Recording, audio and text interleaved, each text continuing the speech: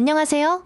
오늘 함께 분석해 볼 지문은 냄새를 언어로 표현하는 것에 관한 흥미로운 글입니다. 여러분, 혹시 어떤 냄새를 맡았을 때, 이 냄새 좋은데? 라고는 느끼지만 막상 그게 정확히 어떤 냄새인지 말로 설명하기 어려웠던 경험 다들 있지 않나요? 이 글은 바로 그 어려움의 원인이 무엇인지 파고드는 내용입니다. 지문을 자세히 보기 전에 전체적인 흐름부터 잡아볼게요. 이 글은 먼저 냄새를 말로 표현하는 건 정말 어렵다고 문제를 제기합니다. 그리고 그 이후로 색깔과 달리 냄새를 위한 고유한 단어가 없다는 점을 들죠. 그래서 우리는 꽃향기처럼 냄새의 근원을 빌려와 표현한다는 구체적인 방식을 보여줍니다. 마지막에는 이 모든 것이 우리의 뇌가 진화한 방식 때문이라는 결론으로 마무리됩니다. 이 구조를 머릿속에 그려두고 따라오세요. 자, 첫 번째 문장부터 차근차근 해석해 봅시다. Talking about what something smells like, 무언가가 어떤 냄새가 나는지에 대해 말하는 것은 is the most basic way, 가장 기본적인 방법이래요. 무엇의 방법이냐면 of talking about our olfactory experience, 우리의 후각 경험에 대해 이야기하는 가장 기본적인 방법이라는 거죠. And, 그리고 even this most basic way of talking about smells, 냄새에 대해 말하는 이 가장 기본적인 방법조차도 is challenging, 어렵다고 말합니다.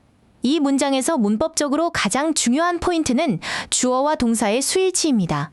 주어가 talking about 이 표현으로 시작해서 like까지 굉장히 길죠? 이렇게 동사 이인지, 즉 동명사가 이끄는 구가 주어로 오면 말하는 것이라는 하나의 행위 덩어리로 취급합니다. 그래서 뒤에 오는 동사는 복수형 이 동사가 아니라 단수형 is, 이 동사가 와야 하는 거죠. 내신 어법 문제에서 아주 자주 나오는 유형이니 꼭 기억해 두세요. 내용을 다시 한번 정리해 볼까요? 이 문장은 냄새에 대해 말하는 건 가장 기본적인 소통 방식인데도 불구하고 challenging, 즉 어렵고 힘든 일이다라고 선언하고 있어요. 글 전체를 관통하는 핵심 주장을 첫 문장에서 명확하게 던져주고 시작하는 겁니다. 앞으로 나올 내용들은 왜 어려운지에 대한 설명이겠죠? 자, 두 번째 문장입니다. 왜 어려운지에 대한 이유가 바로 나오네요. There are no words, 단어가 없대요. In the English language, 영어에는요. 어떤 단어냐면 to describe smells, 냄새를 묘사할 단어죠.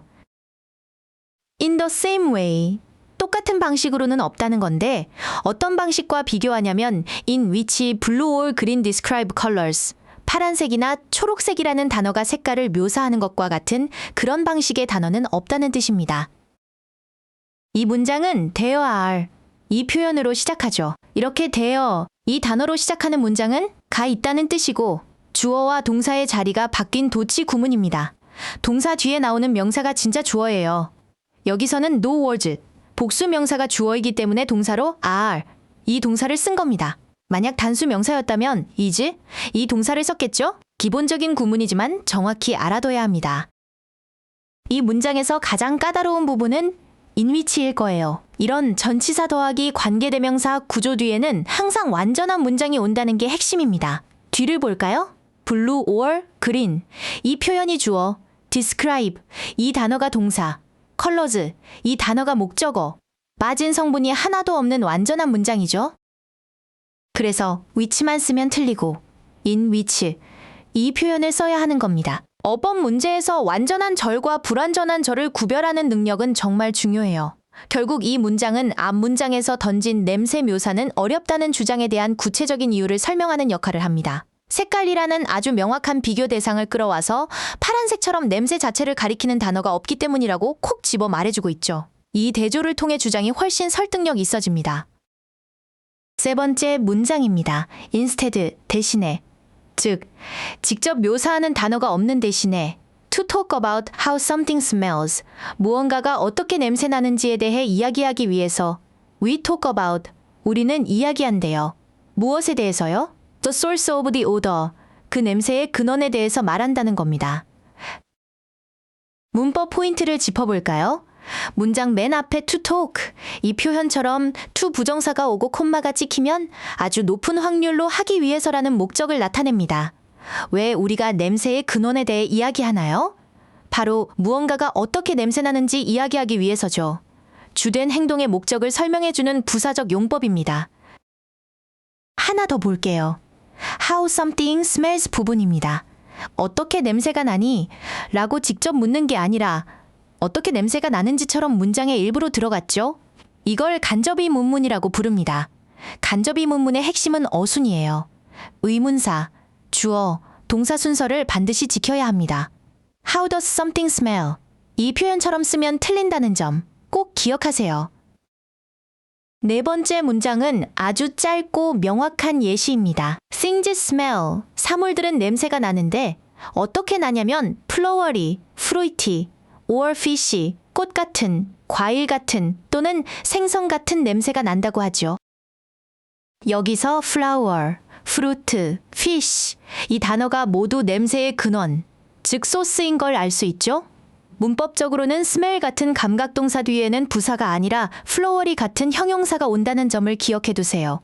다섯 번째 문장으로 넘어가서 논의가 한 단계 더 깊어집니다.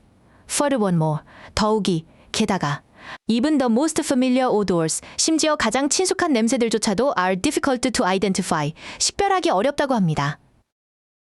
언제 그러냐면 when they are not experienced, 그것들이 경험되지 않을 때. 어디서요? In their usual context, 그것들이 원래 있어야 할 평소의 맥락 속에서 경험되지 않을 때라는 거죠. 이 문장의 when 절을 자세히 볼게요. 주어인데요. 이 단어는 앞서 나온 odors, 즉 냄새들을 가리킵니다. 냄새가 스스로 경험하는 게 아니라 사람에 의해 경험되는 것이죠. 그래서 are not experienced, 이 표현이라는 수동태, 즉 비동사 플러스 pp 형태를 썼습니다. 그리고 odors, 이 단어가 복수니까 대명사도 they, 이 단어와 their, 이 단어로 받아준 것까지 꼼꼼하게 확인해야 합니다. 내용적으로 이 문장은 냄새 묘사가 어렵다는 기존 주장에서 한 걸음 더 나아갑니다. 그냥 어려운 게 아니라 특히 usual context, 즉 평소의 맥락에서 벗어나면 아주 익숙한 냄새조차 알아보기 힘들어진다는 거죠. 예를 들어 눈을 가리고 커피 향만 맡으면 이게 커피인지 바로 알아채기 어려울 수 있다는 겁니다. 맥락이라는 키워드가 새로 등장했네요. 여섯 번째 문장은 앞선 주장에 대한 구체적인 실험 예시입니다. In one experiment, 한 실험에서 the majority of participants, 참가자들의 대다수가 was unable to name, 이름을 댈 수가 없었대요. Very common odors, 아주 흔한 냄새들의 이름을요. 예를 들어 like beer, urine, roses, or motor oil, 맥주, 소변, 장미 또는 자동차 기름 같은 것들이죠. 이 문장에서는 수일치가 또 한 번 중요하게 다뤄집니다. 주어가 the majority of participants죠. majority, some, all 같은 부분 표현은 보통 of 뒤에 명사의 수를 맞추는데요. 그래서 participants, 이 단어가 복수니까 were, 이 동사를 써야 할 것 같죠?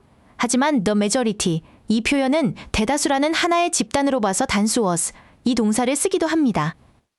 이 글에서는 집단으로 본 거죠. 조금 까다로운 규칙이니 눈여겨봐두세요. 일곱 번째 문장에서 아주 중요한 반전, 즉 대조가 일어납니다. Obviously, 분명히 Even those who couldn't name any of these odors, 이 냄새들의 이름을 하나도 대지 못했던 바로 그 사람들조차도 would drink the beer, 맥주는 마시겠죠. But not the urine or the motor oil. 하지만 소변이나 자동차 기름은 마시지 않을 거라는 겁니다. 이 문장의 주어는 even those, 이 표현이고 동사는 저 뒤에 있는 would drink, 이 표현입니다. 그 사이에 who couldn't name, 부분은 전부 주어인 those, 이 단어를 꾸며주는 관계대명사절이죠. 도주 후는 하는 사람들이라는 뜻으로 정말 자주 나오는 표현이니 통째로 외워두면 좋습니다. 이렇게 주어와 동사가 멀리 떨어져 있을 때 문장의 뼈대를 정확히 찾아내는 능력이 독해의 핵심입니다. 이 문장이 왜 중요할까요?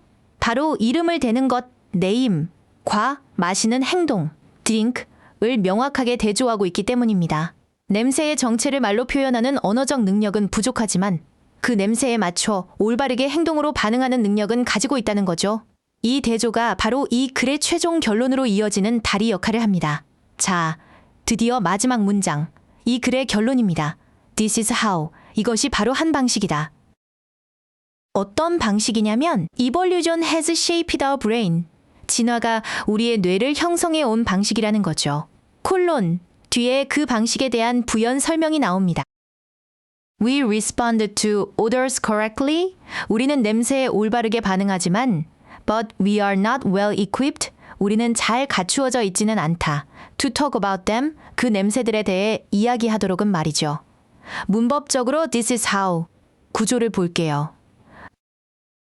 여기서 how, 이 단어가 이끄는 절, 즉 how evolution has shaped our brain 전체가 is, 이 동사라는 비동사 뒤에서 주어를 보충 설명하는 주격보어 역할을 하고 있습니다. 이것이 곧 진화가 우리 뇌를 형성한 방식이라는 의미가 되는 거죠. how절도 간접의 문문처럼 의문사 플러스 주어 플러스 동사 어순을 따른다는 점도 다시 한번 확인하세요. 이 마지막 문장은 지금까지의 모든 내용을 하나로 꿰뚫는 최종 결론입니다. 우리가 왜 냄새를 말로 표현하는 건 서툴면서 위험한 냄새는 피하고 좋은 냄새는 찾는 행동은 잘할까요? 그 이유가 바로 에볼루션, 진화 때문이라는 겁니다. 생존을 위해 냄새에 반응하는 능력은 발달했지만 그것을 말로 설명하는 능력은 그만큼 중요하지 않았기 때문에 덜 발달했다는 아주 설득력 있는 설명으로 글을 마무리하고 있습니다.